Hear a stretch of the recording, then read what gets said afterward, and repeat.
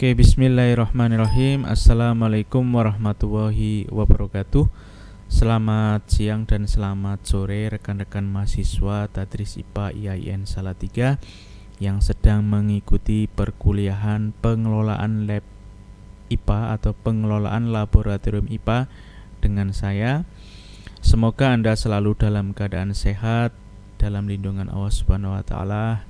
Selalu terapkan protokol kesehatan, gunakan masker ketika Anda pergi, kemudian selalu mencuci tangan gitu ya. Yang penting Anda selalu biasakan seperti itu ya. Kemudian melalui video kali ini saya ingin memaparkan perkuliahan perdana di pengelolaan laboratorium IPA dalam bentuk video gitu ya. Saya mohon maaf kepada Anda semua tidak bisa melakukan pembelajaran secara langsung atau tatap muka secara langsung ya. Ini saya sampaikan dalam bentuk video. Yang pertama saya ingin memperkenalkan diri saya. Ini saya lihat di CAK ternyata mahasiswa dalam pengelolaan lab IPA ini ternyata ada semester 4 dan semester 6. Untuk anak atau mahasiswa semester 4 ada yang belum mengenal saya, silakan. Ini adalah data diri saya. Silakan, itu ada kontak, email dan WhatsApp, nomor WhatsApp. Kalau nomor WhatsApp mungkin sudah ada di grup ya. Kemudian kita masuk ke kontrak perkuliahan. Jadi pembelajaran atau perkuliahan di semester ini IAIN Salatiga masih menerapkan pembelajaran secara daring. Kalau kita lihat apa perbedaannya, ini adalah hanya lingkup pelaksanaannya saja ya. Jadi kalau secara konvensional atau luring itu di dalam ruang kelas, tapi kalau pembelajaran daring itu adalah di dalam ruang kelas virtual ya. Jadi ini bisa menggunakan banyak platform ya, ada Google Meet, Zoom dan sebagainya. Kemudian kalau kita lihat dalam pembelajaran secara daring ini ada dua tipe, yaitu sinkron dan asinkron.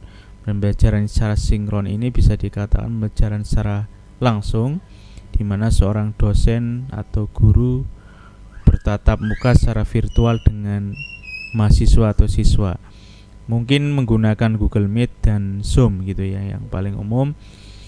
Lah, ada pembelajaran secara asinkron. Ini biasanya yang dosen-dosen menggunakan aplikasi misalnya e-class, Google Classroom lah, dia memberikan materi, kemudian Anda punya tenggat waktu untuk mempelajarinya. Jadi dalam pelajari materi dalam asinkron ini tidak secara langsung, mungkin Anda bisa mempelajarinya nanti malam ya, kapanpun, istilahnya seperti itu. Nah, pembelajaran yang akan saya terapkan di mata kuliah ini adalah pembelajaran daring yang tipenya adalah asinkron. Jadi nanti saya tidak reguler menggunakan Google Meet atau Zoom atau tatap muka ya, tapi saya menyampaikan materi, kemudian Anda berkewajiban untuk mempelajari, dan kalaupun ada tugas Anda punya waktu untuk mengerjakan ya. Jadi seperti itu gambaran perkuliahan kita. Nanti rencananya saya akan memberikan perkuliahannya dalam bentuk video ataupun teks dokumen. Nanti akan saya berikan. Kalau dia ada video, mungkin saya berikan linknya, saya upload di YouTube gitu ya. Silakan di manajemen Anda, terutama kalau pembelajaran daring ini yang bermasalah adalah memori storage-nya ya. Jadi dipersiapkan biar memori HP Anda itu cukup gitu ya. Mungkin Anda bisa melakukannya dengan menyimpan data-data perkuliahan di Google Drive. Jadi Anda kalau bisa jangan punya satu akun Google ya, minimal 2 lah. Yang satu untuk pribadi, yang satu untuk menyimpan data-data dokumen Anda. Karena kalau disimpan di HP atau di flash disk sangat berisiko kalau terkena virus atau hilang atau perangkatnya rusak, itu akan hilang. Saya sarankan mulai sekarang data-data penting Anda itu disimpan secara internet atau di internet lah, seperti itu ya. Kemudian dalam pembelajaran ini saya menggunakan dua perangkat, yaitu dari perangkat software ya. Jadi di WA Group dan Google gitu ya. Jadi di dalam WA Group itu hanya untuk koordinasi dan diskusi dan pemantauan progres pembelajaran.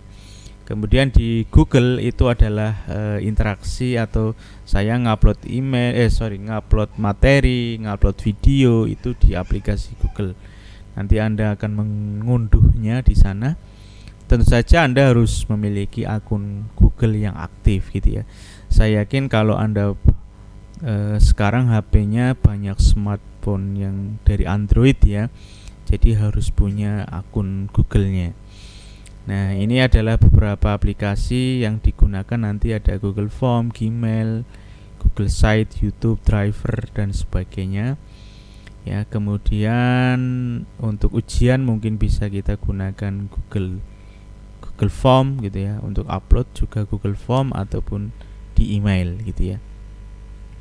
Kemudian ini adalah profil mata kuliahnya.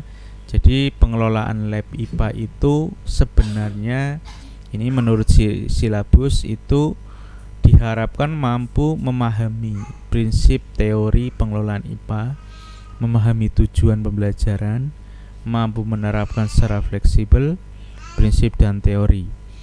Jadi kalau ditarik maksud dari perkuliahan ini adalah Anda itu mampu memanajerialkan atau mengolah lab dengan sebaik-baiknya. Kenapa?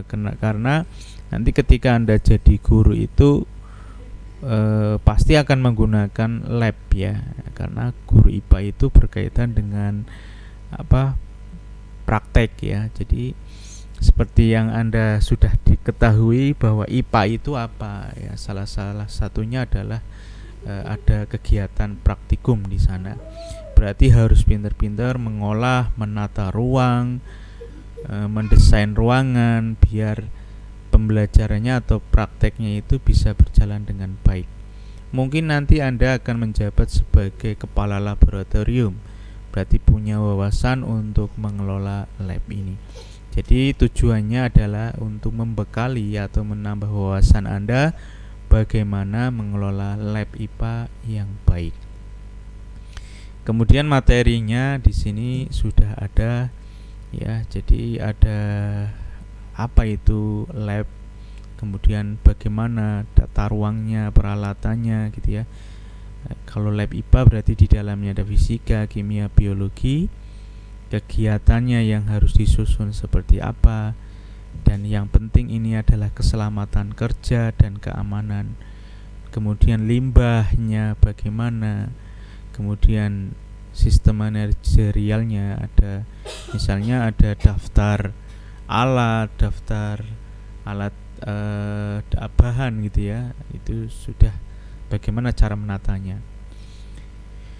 Oke, itu adalah topiknya. Kemudian ada sumber atau referensinya, ini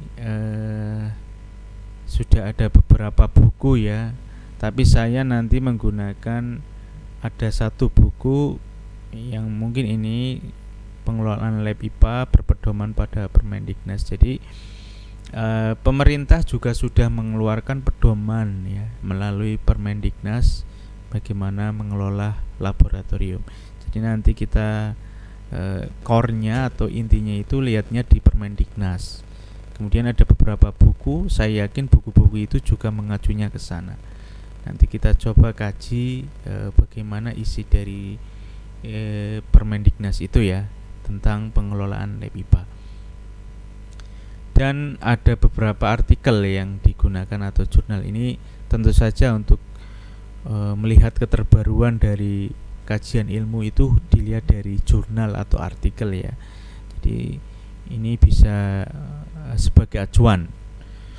Kemudian dari sistem penilaiannya ya, ini ada seperti ini. Jadi saya tidak menggunakan UTS seperti biasa, tidak ada ujian tertulis, tetapi saya kumpulkan dari tugas, keaktifan di sana, nanti dari kehadiran, tanya jawab gitu ya. Kemudian UAS nanti saya Saya belum ada planning, nanti saya lihat perkembangan apakah dibutuhkan dengan teks ujian secara langsung atau penugasan atau take home istilahnya kayak gitu.